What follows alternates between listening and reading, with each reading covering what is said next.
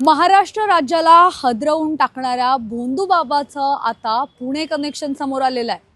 श्रद्धेच्या नावाखाली लोकांना जाळ्यात अडकवणाऱ्या या अशोक खरातच्या पीए ललित पोफळे याचा आता पुण्यातील उच्चभ्रू मानल्या जाणाऱ्या कोरेगाव पार्क परिसरामध्ये बंगलो रो हाऊसेस असल्याचं समोर आलेलं आहे। आणि आता मी त्याच ठिकाणी आहे जिथे या ललित पोफळेचे जवळपास 8 रो हाऊसेस आहेत। आपण जर पाहिलं तर पुणे शहरातील अतिशय उच्चभ्रू सोसायटी मानली जाते, उच्चभ्रू एरिया मानला जातो आणि इथले जर आपण रेट पाहिले तर कोट्यावधींच्या घरात इथल्या जागेंच्या किमती आहेत। मात्र 3 वर्षांपासून इथे कोणीही राहायला नाहीये, कारण इथली वास्तुदोष असल्याचं यांच्याकडून सांगितलं जात आहे। काही सूत्रांकडून आपल्याला माहिती मिळते तर 3 वर्षांपासून त्यांची ही मालमत्ता पुणे शहरात आहे। खरं तर जे भाविक आहेत तर त्यांचे फसवणूक करून मिळवलेला पैसा की दक्षिणा स्वरूपात मिळालेला पैसा, नेमका कोणत्या पैशातून पुणे शहरात ही एवढी मोठी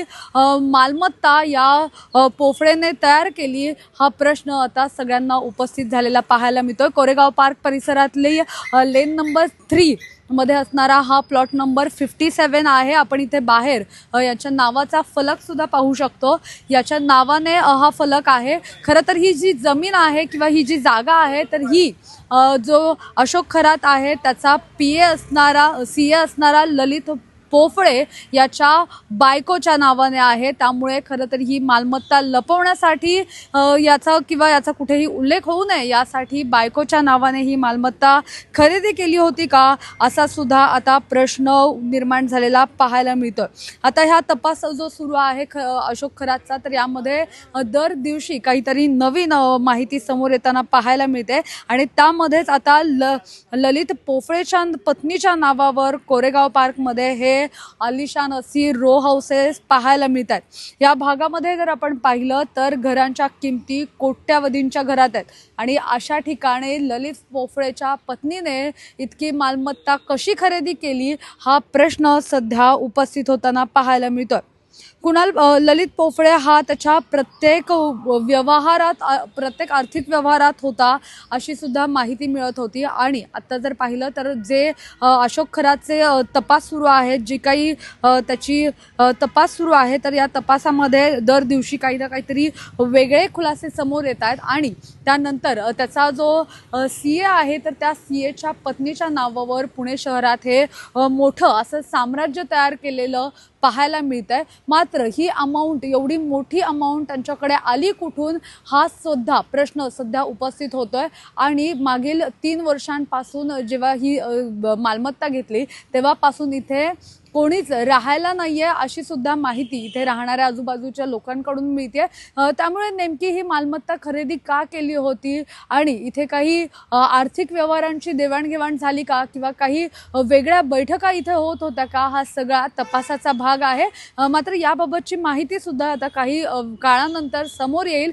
पण यासोबतच आता अशोक खरातच्या सीए असणारा आणि त्याचा साथीदार असणाऱ्याकडे जर एवढी कोट्यावधींची संपत्ती पुण्यात असेल तर अशोक खरातचे नेमके काय काय धंदे होते, काय काय व्यवसाय होते, असं सुद्धा आता एक नवीन प्रश्न तयार झालेला पाहायला मिळतोय।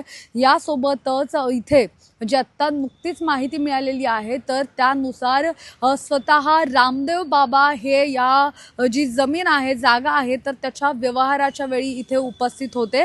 यासोबतच याच्या जेव्हा पूजा झाली, वास्तुपूजन वगैरे करण्यात आलं, तर तेव्हा सुद्धा स्वतः रामदेव बाबा या पूजेला उपस्थित होते। मात्र हा सगळा पोलिसांचा तपासाचा भाग आहे।